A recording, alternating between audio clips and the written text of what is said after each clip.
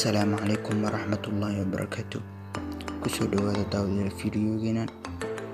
Magacaygu waa Hanad. Halkan aad ka daawanaysid waa Hanad Deeqsi Official.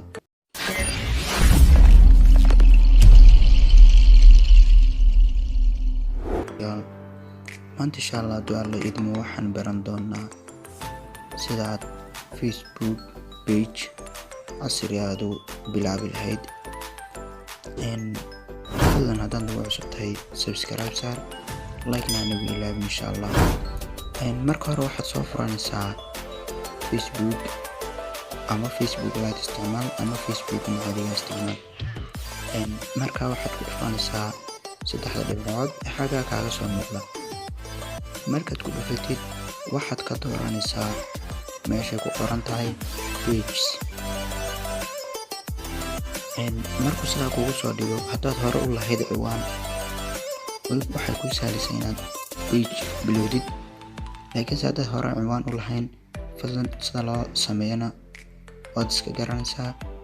marka hore waxaad ku dhufanaysaa create saad u bilowdid. marka waxaad oranaysaa get start. markaad tiraahdo waxaa ku weydiinayaa magaca aad u bixinaysid page-kaaga. marka imika waxaan u bixin doonaa anaga Facebook page-keena magaciisa ayaa waxaan u bixin doonaa waxaad jeceshay marka aad doonaysid inaad ka hadashid. imika waxaan u bixin doonaa magaca maskaxdeeda kusoo dhaca maan u bixin doonaa Barcelona page baa bixi. marka waxaad oranaysaa next waad oranaysaa. hadduu ila idmo waxaa ku soo dhigayaa saas ku soo dhigayaa.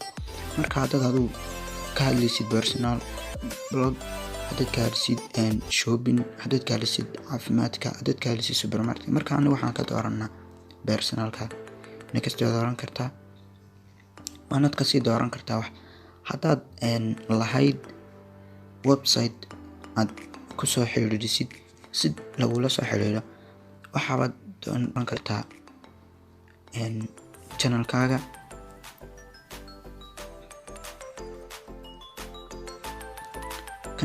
baad ku buuxin kartaa. waxaan oran doonaa posti. markaa next waad oranaysaa. markuu sidaa kugu soo dhigo waxaad ku dhufanaysaa add profile. haddaad doonaysid inaad sawir saartid sawirkaaba imakaan iska saarano sifaad oranaysaa. haddana ka sare coverka sare. haddaad doonaysid inaad coverka sare saaratidna mid kalaad kasii dooranaysa insha Allah. waxaabana ka dooranaa qofka. markaas aad sidaa u dooratid waxaad ku dhufanaysaa save. marka waxaad oranaysaa next waad oranaysaa saad uga sii gudubtid. marka waxaad arkaysaa inuu kuu soo dhigay pushing page oo ka dhigantaa inuu page-kaagii bilaabmay. marka waad ku dhufanaysaa.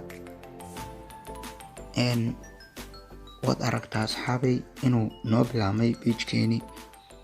next waad iska oranaysaa xaggan. marka haddaad doonaysid inaad asxaabtaada la wadaagtid waxaad ku dhufanaysaa invite friends. haddaad doonaysid inaad posti bilowdidna waxaasoo dhan insha Allah waan ka hadli doonaa. marka insha Allah saasuu kugu samaysan yahay. cashirkan xigi doona wuxuu noqon doonaa insha Allah sida loo isticmaalo. السلام عليكم ورحمة الله.